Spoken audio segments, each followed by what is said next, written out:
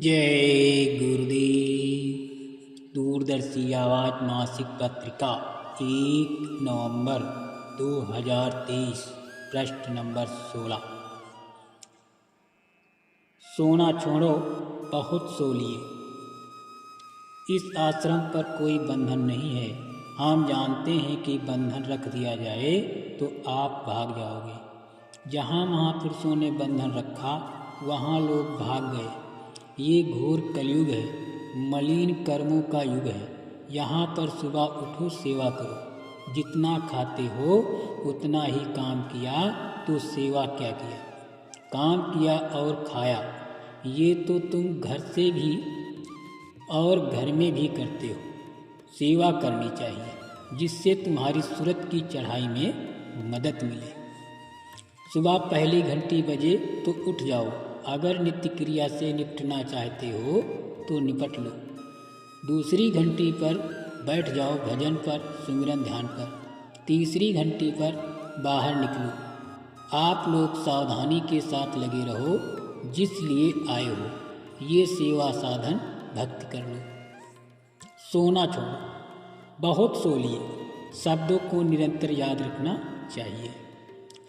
दूषित विकारों से भ्रम हो गया। ईश्वरीय नियम इस मृत लोक के लिए बनाया गया था। संत महात्माओं ने, फकीरों ने उसे सबको सुनाया था, लेकिन हमने सब नियमों को समाप्त कर दिया। मनमानी करने लगे। अब उसके परिणाम भोगने पड़ते हैं। इसलिए तो आज इतने लड़ाई झगड़े, धोखा फरेब, चोरी डकैती, लूटपाट और हिंसा हमारे सामने हो रही है।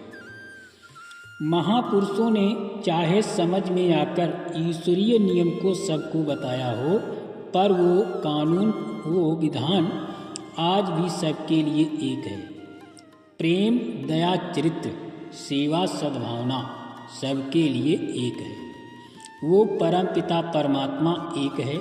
दूषित विचार होने से हम सब अलग अलग समझने लगते हैं। कोई न कोई आएगा।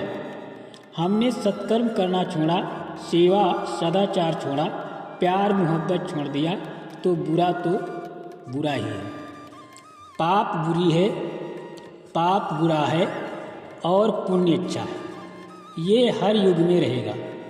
जब हर मानव धर्म, मानव कर्म से गिर जाएंगे तो कोई न कोई आएगा। राम का इतिहास देखिए, कृष्ण का इतिहास देखिए, शंकराचार्य का इतिहास देख लीजिए। महात्माओं के आने जाने का क्रम बराबर चलता रहेगा और चलता रहता है। सबसे बड़ी भूल, धर्म का बहुत बड़ा संदेश इस मनुष्य रूपी मकान में है। ये सबसे ऊंचा और श्रेष्ठ शरीर है। इसमें हम समझ सकते हैं, जीवात्मा को जगा सकते हैं, पर हमने समझा कि ये मकान हमेशा रहेगा। हम यहाँ हमेशा रहेंगे। यही मनुष्यों की सबसे बड़ी भूल है और सबसे बड़ा अज्ञान है। जो कुछ भी यहाँ आपका है यहीं तक है, आगे कुछ भी आपके साथ जाने वाला नहीं। अब हम सब आज़ाद हो गए।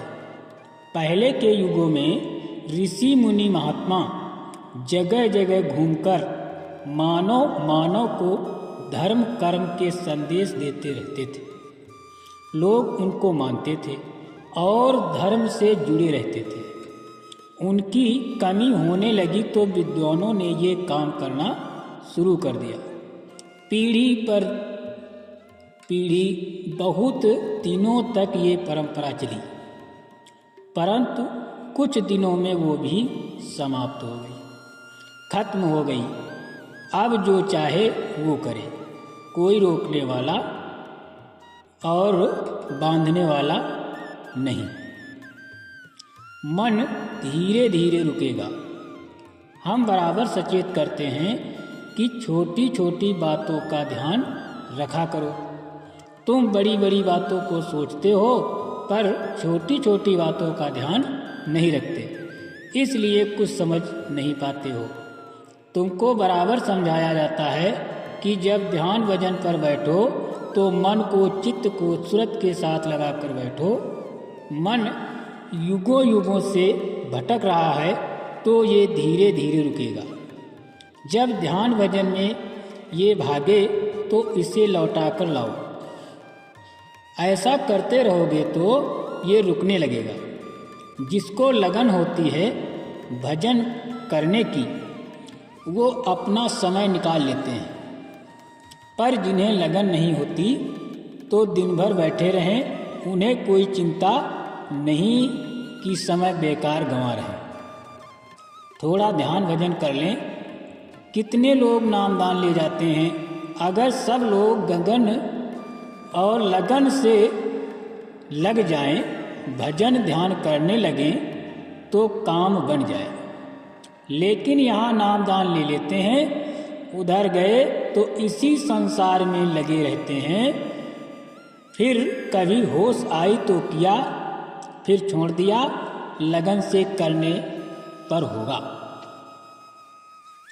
जय गुरुदेव।